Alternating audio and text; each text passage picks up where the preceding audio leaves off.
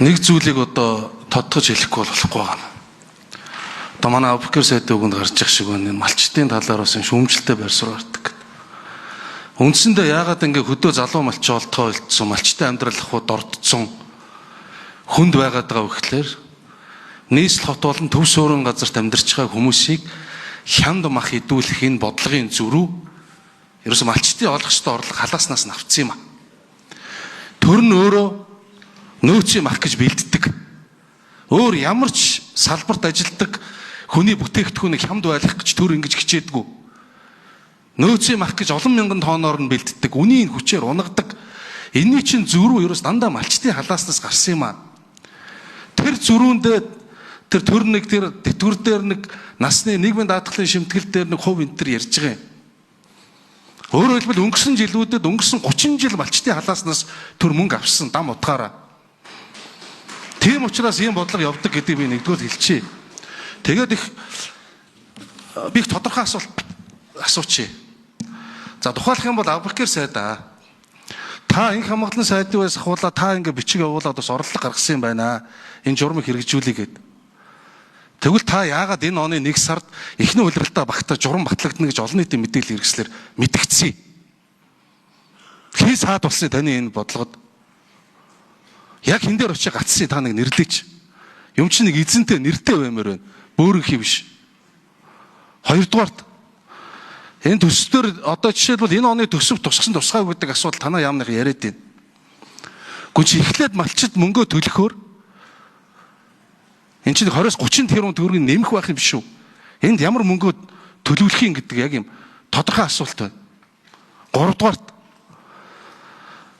энийг та нэг тэр цэцгийн зүйлийг дурдаад ах шиг байна л та. Энэ чинь журам батлах тухай заалтын үйлчлэл дууссан тухай ярьж байгаагаас биш үндсэн материалын хэм хэмжээ нийгмийн даатгалын шимтгэлийг нөхөн төлөвлөнө гэдэг тэр заалт чинь хуулинд 40 төгөлдөр байж шít. Энийг яах?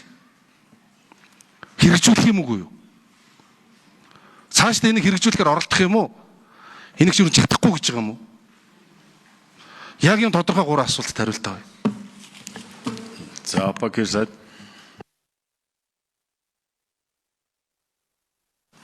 За би бол төр махны нөөц бүрдүүлэх нь зөв гэдэг талд байдаг.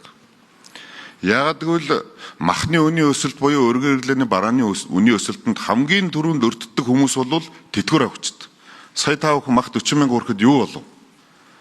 Нэг 700 мянган төгрөгийн тэтгэвэртэй эмэндээ өгөх үү махандаа өгөх үү болсон шүү дээ. Эн чинь өөрөө манайх шиг юм жижигхэн зах зээлтэй улс дотор үнийн өсөлтөөс монополоос сэргийлэх юм механизм заавал ажиллах ёстой. Би бол энийг бол тантай санал нийлэхгүй байна. За энэ 2024 оны 6 сарын 5-ны өдөр батлагдсан хуулийн хүрээнд хамгийн ихний байгуулагдсан засгийн газар дотор та хууль зүйн сайд байсан. За тухайд кабинетийн зарчмаар ажилласан баг. Тухайд танд одоо инх хамгааллын сайдаас энэ журмыг батлах саналууд одоо ирсэн л байх ёстой. Та жохом яг ямар хариу өгсөн би одоо тэр энэ тэрийг айхтар сайн яасан үү? За хамгийн сүүлд миний авсан бичиг бол 2026 оны 3 сарын 16-ны өдөр сайд нарт гэж байгаа хаягдсан бичиг. Малчины одоо нийгэм даатгалын нэг удаа нөхөн төлөх тухай хуулийг одоо саналаа өгөөч гэсэн сангийн яам, хууль зүйн яам, эдийн засгийн хөгжлийн яамнаас татгалцсан хариулсан. За та өөрөө кабинетэд байсан хүн маш сайн мэдж байгаа. Үндсэн энэ яамдууд эсрэг санал өгөхөөр журам гарах ямар ч боломжгүй болчдөг. Тийм учраас энэ дээр одоо саяны 3 яамнаас бол та тодорхой асуулаа, би тодорхой хариуллаа. За цэцдэр гарсан асуудал дээр бол ямар үндслээр одоо намайг цэцэд өгсөн юм бэ гэхээр үндсэн хууль зөрчлөөч.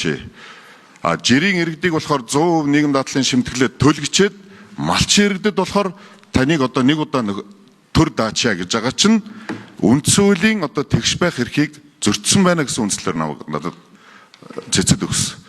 За харин хугацаа нэтэрчсэн байсан 3 сар шиг санагдаж байна. 4 сарын сүүлээр хариу нэрсэн одоо хугацаанд дууссан учраас энэ одоо авч хэлцэгдэхгүй гэж. За би сайтуудад бол би итгэлтэйгээр хэлээд явсан. За энэ болчих байхаа. Яагаад гэвэл би өөрөө итгэлтэй хөөцөлтөд явж исэн байхгүй юу? Яагаад гэвэл за эхний ээлжинд бол малчид ингээд нөхөн төлөө тодорхой хэмжээний хуримтлал ороод ирнэ. За үүгээс нь ингээд явж идэл. Гэхдээ эн чинь нэг удаа нөхөн төлөөл хаягууч тухайн нөхөн төлсөн малчин маань үлдсэн насан туршдаа сангаас тэтгэвэр авах болно шүү дээ.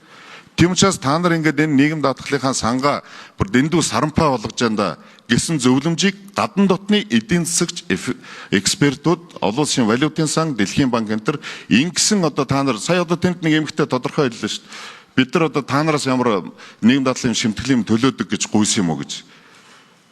Нөгөө олон улсын экспертүүд бол яг тэгж хэлж байгаа. Та нар ингээд сонгуульд өгөхөөр хүн таалагдах гээд ингээл юм амлчих. Гэтэл нөгөө сан чинь нөгөө талдаа яг одоо сонгодог утгаараа явж чадахгүй байгааг чинь нэг нь энэ шүү.